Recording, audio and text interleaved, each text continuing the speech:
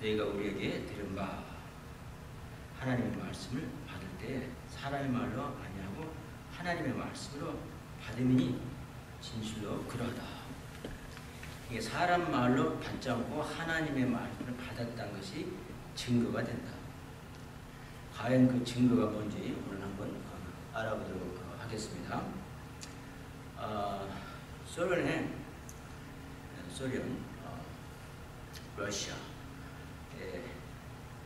그 문학가가 한 사람이 있는데 그 사람이 그 단편 소설을 썼어요. 어떤 소설을 썼냐면 한 젊은 변호사가 있었는데 그 젊은 변호사한테 어떤 부자 백만장자가 제안을 했어요. 만약에 당신이 감옥에 들어가서 15년 동안 그곳에서 있을 수 있다면 내가 당신한테 200만 불을 선사하겠다. 근데 그 감옥은 어떤 감옥이냐면 사람을 대할 수 없는 그런 감금이 되는 그런 감옥, 솔리타리로 감금되는. 그러니까 이 범죄자들도 범죄 심한 사람들은 솔리타리로 감금을 시켜요. 사람하고 접촉을 못하게 합니다. 그곳에서 15년 동안 사람들한테 말하지 않고 15년 동안 있을 수 있다면 내가 200만 불을 주겠다. 그때만 해도 200만 원이면 굉장히 큰 돈이고 그 사람은 젊은 변호사니까 내 인생의 15년을 감옥에 보낸다도 뭐 크게 200만 불을 갖다가 비교해보면 뭐 미칠 것 없다 생각이 됐던 것 같아요. 그리고 또 한 가지는 책은 마음대로 읽을 수 있다. 네가 사람들하고 접촉을 해서 말 같은 건 못하지만 책은 마음대로 읽을 수 있다. 그래서 그 젊은 로이어 변호사가 승낙을 하고 감옥에 들어갔어요. 이게 10년 동안 감옥에 있으면서 뭐 10년 동안 사람하고 뭐 말 못할 사람도 혼자 있으니까 뭐 남는 게 시간이죠. 그래서 이 세상 모든 책을 다 읽기로 결심을 했습니다. 그래서 첫 번에는 문학집, 유명한 문학집 다 읽었어요. 그 다음에 철학, 모든 철학에 대해서 다 읽었어요. 모든 자연과학, 모든 천문학, 하여튼 you name it. 모든 책들을, 이 세상 책들을 다 읽었어요. 요리책까지 읽었는지 몰라도 요즘 요리책도 굉장히 북스되고 많아요. 하여튼 있는 모든 지식은, 세상 지식은 다 알 수 있을 만큼 다 읽었어요. 10년 동안. 그러고 나서 더 이상 뭐 읽을 곳이 없어. 그래서 그가 하는 말이 이제부터는 성경을 읽겠다. 성경을 나한테 넣어다. 그래서 성경을 넣었어. 5년 동안 성경을 읽는 거야. 5년 동안. 그런데 이제 15년 그 기한이 이제 거진 다 왔어. 뭐 며칠이면 이제 감옥에서 나갈 수 있고 그 젊은 15년 동안 있었으니까 청년이 됐는지 뭐가 됐는지 몰라도 젊은 사람은 이제 200만 불을 갖다가 모기를 받을 수가 있어요. 근데 그 백만장자한테 편지를 썼습니다. 뭐라 썼냐면 내가 여기에서 이 세상 모든 지식을 다 공부하고 그 다음에 이제 5년 동안은 또 이 성경 말씀을 내가 공부했다. 근데 성경 말씀을 내가 읽고 보니 그거 뭐 돈이 하나도 나한테는 이제 상관받기 됐다. 그래서 나는 돈 안 받겠다. 돈 필요 없다. 돈 없어도 나는 정말 마음이 평화가 있고 정말로 기쁘고 말할 수 없는 즐거움이 있다. 난 돈 필요 없다. 돈 안 받겠다. 라고 편지를 썼다니까. 이 청년은, 이 변호사는 성경을 읽으면서 변화가 된 겁니다. 돈이 필요 없고 돈 말고도 얼마든지 하나님 말씀만 가지고도 행복하고 즐거울 수 있는 으로 변화가 됩니다. 변화가 됩니다. 여러분도 알다시피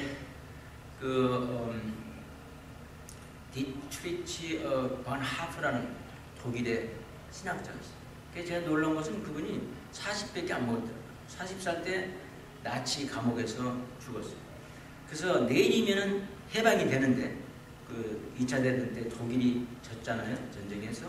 그래서 감옥에 있는 모든 소위 말하면 정치범들이 전부 다 풀려나올 수 있는데 하루 앞두고 순교를 당했어요. 그 사람이 죄는 다른 거 없어요. 복음을 전하는 거고. 그 다음에 유대인들을 전부 다 학살을 시키자고 히틀러가 말할 때 반대했던 사람. 많은 독일 목사들이 그때 히틀러 편에 섰어요. 그리고는 이스라엘 사람 유대인들이 다 죽는 걸 상관을 안 했어요. 그러나 몇몇 뜻있는 그 목사들은 아니다.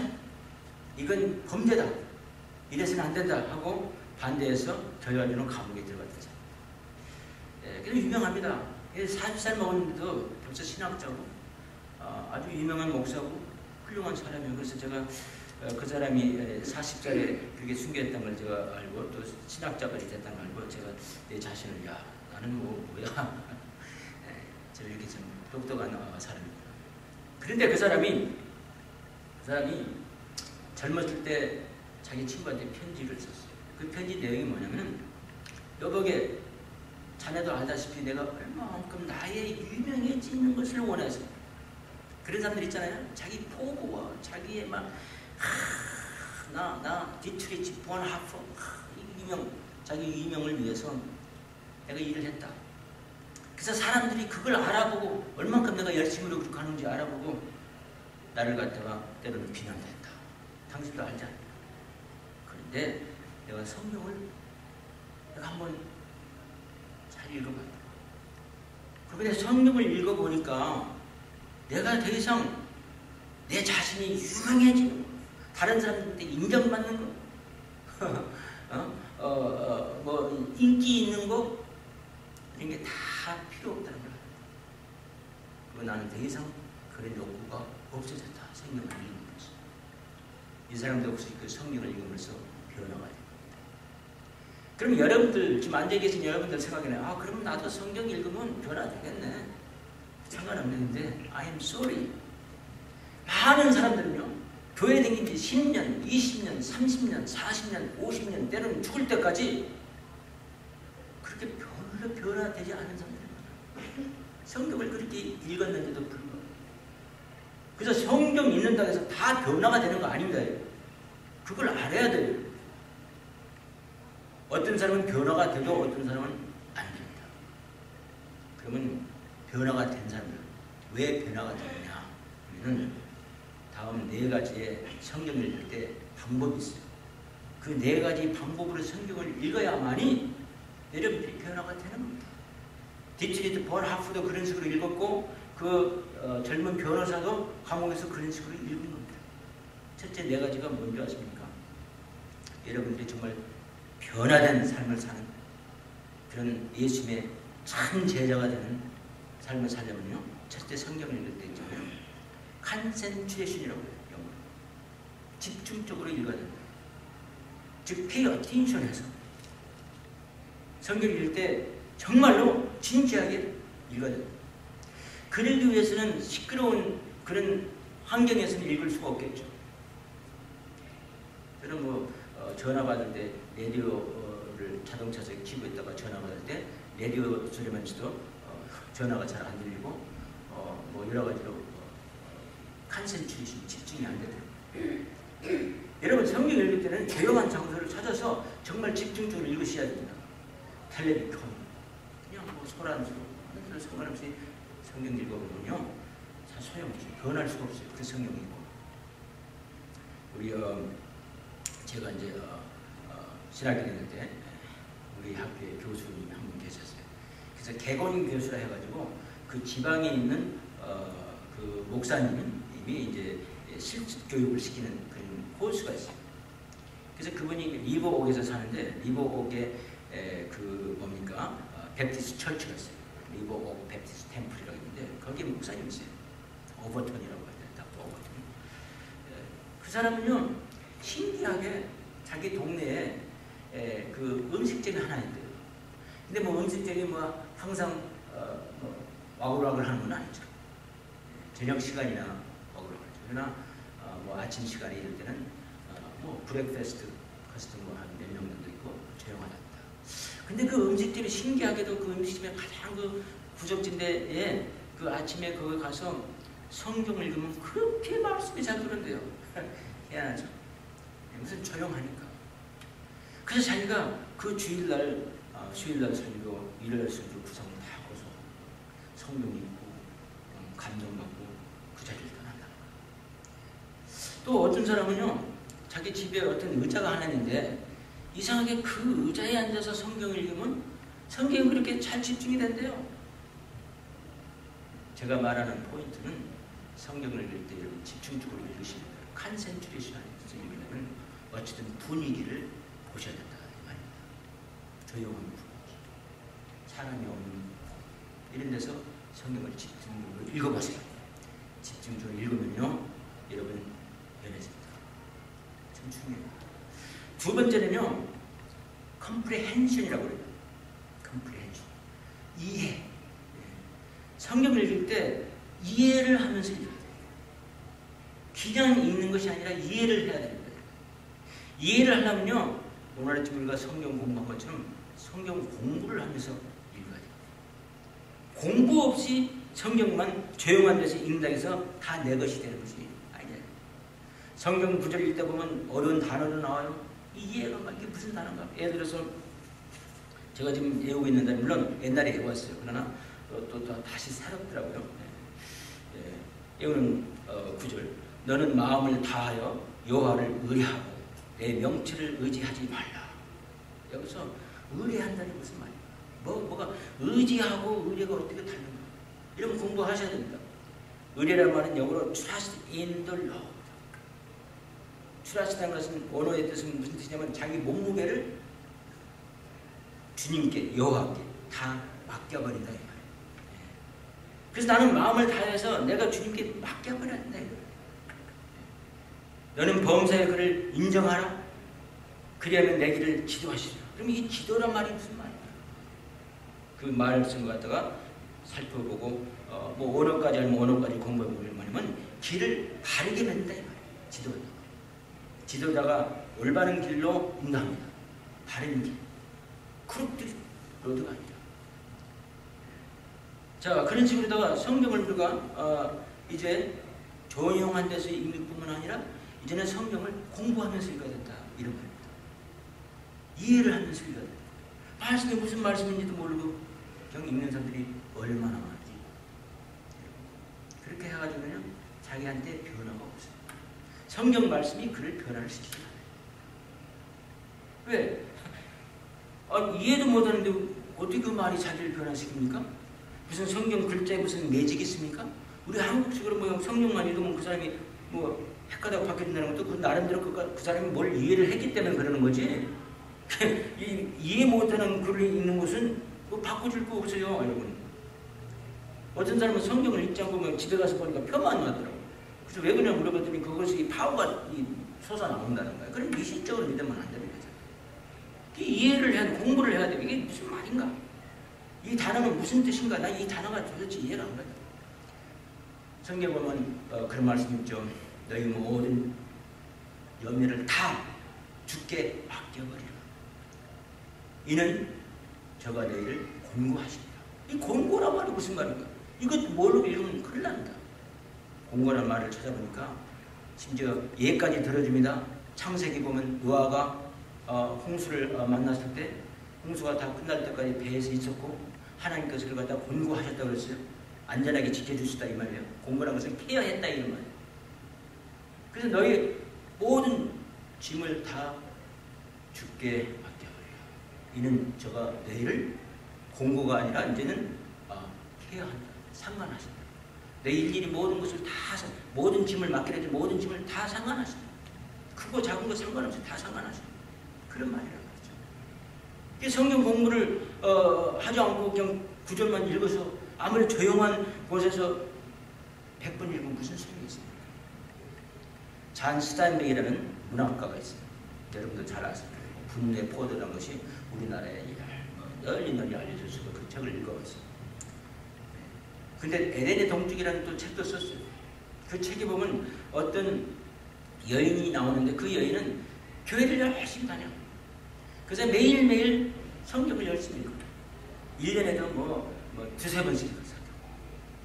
그런데 거기에 그 잔 스타인백이 쓴 말에 의하면 뭐라고 쓰냐면 이 자네는 성경은 열심히 읽지만 무슨 뜻인지도 모르고 읽는다. 그렇게 말했는데 때로는 우리가 열심히 읽다 보면 그냥 이게 타성이 돼가지고 그냥 읽는 거죠.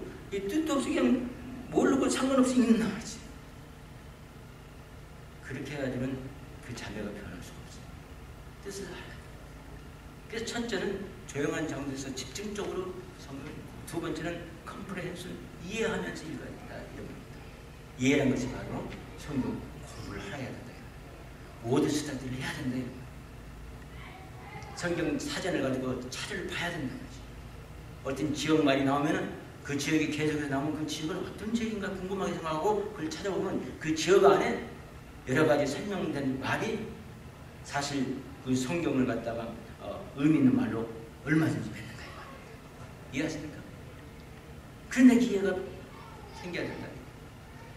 세 번째는 성경을 읽을 때 여러분 컨템플레이션이라고 하는데 여러분은 즉 묵상한다.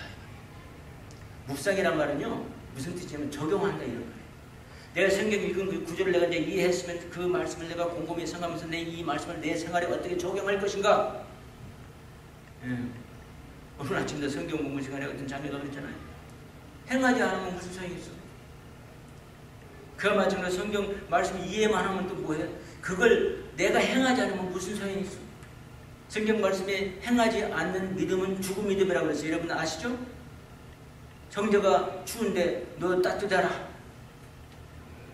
옷을 줘야죠. 배가 고픈데 너 배불러라. 이런 거나 마찬가지로 행함이 없는 믿음은 배를 불릴 수 있도록 밥을 줘야 됩니다. 성경에서 보면 뭡니까? 어떤 형제가 겉옷을 주라면 속옷 주라고 했어요. 우리 예수님 대단하신 분입니다. 어떤 형제가 1마일을 걸어주라면 2마일까지 걸어주라고. 행하라 이 말 행하라. 행함이 없는 믿음, 죽은 믿음처럼 우리가 이 성경 말씀을 나한테 적용해서 내가 행하지 않으면 내가 변화될 수 없어요. 아무 소용이 없어요. 그냥 지식인만 되는 거지. 성경 지식인. 누구 말이 아니라 가분수가 되는 거예요. 머리만 이렇게 가지고 하트는 조그만 되는 거죠.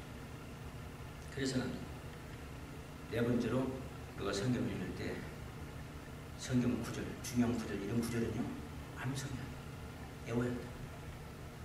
우리 성경의 시편에 보면 그런 말이 있죠. 다시 내가 주께 범죄치 아니하기 위해서 주의 말씀을, 성경 말씀을, 하나님의 말씀을 내 마음속에 두었나이다.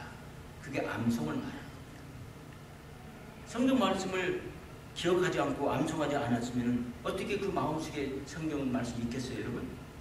읽었다 해서 성경 말씀이 그 마음 안에 들어가 있습니까? 아니죠. 암송을 해야죠. 암송을 해요. 메모라이제이션. 물론 제가 이게 말한 지금 네 가지 방법 중에 가장 어려운 방법이겠죠. 그러나 미국 사람들의 족은 가장 펀하는 방법이다 그러잖아요. 어려운 걸 펀이라 가장 즐길 수 있는 방법. 사실 펀은 아니죠. 애운다는 게 쉬운 일이 아니죠. 그러나 중요한 구절. 나에게 능력 주시는 자라서 나는 무엇이든지 할 수 있는 거야. 외워. 또 내가 어떤 시험에 부닥치면 시험을 만날 때는 기뻐하라. 그 환난이 너희를 인내하게 맺는다. 이 말이 딱 성경이 없어도 성경을 항상 갖고 다니는 것도 아니고 내가 또 그 구절을 갖다가 야고보서 1장 3절 이게 구절을 갖다가 그 암송하지 않고는 성경 찾아보기 힘들다 사실. 그리고 또 성경이 또 갑자기 손에도 없고 또 그 구절을 갖다 정확히 모르면 찾느니라고 한참 걸리잖아요. 그러다 보면 때는 짜증나서 에이 간도 부려라 이렇게 생각합니다. 암송을 해요. 그래서 암송을 해서 내가 어렵고 힘들 때 거기에 딱 적절한 말씀이 탁 튀어나와요. 내가 정말 시험을 부닥칠 때 거기에 적절한 내가 시험을 피하고 싶은데 어떻게 피하고 적절한 말씀이 탁 나타날 때 그 말씀이 나한테 무기가 되는 겁니다. 믿으시기 바랍니다. 그 말씀이 나한테 힘이 되는 겁니다. 그래서 말씀을 메모라이제이션 하는 것이 굉장히 중요해요. 그래서 여러분들이 정말 바뀌는 사람이 되고 싶습니까? 물론 성경을 읽어야 됩니다. 그러나 성경을 읽을 때 어떤 식으로 읽어야 됩니까? 집중적으로 읽고 컨센트레이션, 성경을 읽을 때 이해하면서 읽고 컴프레hension, 이해하면서 읽고 그 다음에 성경을 읽을 때 우리는 컨템플레이션, 묵상하면서, 즉 나한테 적용을 시키면서 내가 이 말씀을 가지고 오늘 뭘 할 것인가, 말씀 그대로 해야 되는데 적용하면서, 그리고 성경을 읽을 때 중요한 규절은 암송하세요. 여호와를 앙망하는 자에게는 세움을 주입니다. 독수리의 날개치며 올라가면 같을 것이요. 달려가도 피곤치 아니하고 걸어가도 달려가도 넘어지지 아니하고 걸어가도 피곤치 아니하고. 하나님께 항상 소망을 두면은 내가 어려운 일을 당해도 쉬워지는구나. 왜? 하나님께서 힘 주시기, 능력 주시기. 이런 말이 얼마나 우리한테 위로가 옵니까? 또 어떤 일이 좀 상할 때도 하나님을 사랑하는 자, 그 뜻대로 부르심을 입은 자들에게는 모든 것이 합력해서 선을 이룬다. 이 일도 지금은 어렵지만 나한테 내가 좋게 되려고 할 때 나는 위로를 얻습니다. 그때 말씀을 외우지 않았으면 그 말씀을 어떻게 금방 찾습니까? 로마서 8장 28절 탁 찾으면 나오잖아요. 성경이 없을 때는 그냥 없는 채로 그 말씀을 외워서 묵상해 말을 하면 됩니다. 이와 같이 네 가지 방법으로 성경을 공부해야만이, 성경을 읽어야만이 여러분 변화되는 사람이 되는 거지. 누구나 다 성경만 읽는다고 해서 변화 안 됩니다. 제 말을 믿으시고요. 그레나다라는 조그만 섬이 있고 스페인 왕이 스페인 그 왕자가 어떤 죄를 짓고 그 감옥에 갇히게 됐어요. 근데 그 감옥은 뭐 옛날부터 유명한 감옥이에요. 들어가면 살아나오는 사람이 없다. 그래서 그 감옥의 이름을 갖다가 뭐 해골 감옥이라, 스켈레톤 풀이 있습니다, 이렇게 말합니다. 살아나오는 사람이 없어요. 아주 환경이 연약하고 나쁜 곳입니다. 그곳에 무기징역을 받아가지고 그 사람이 들어갈 때 성경을 하나 쥐어줬어요.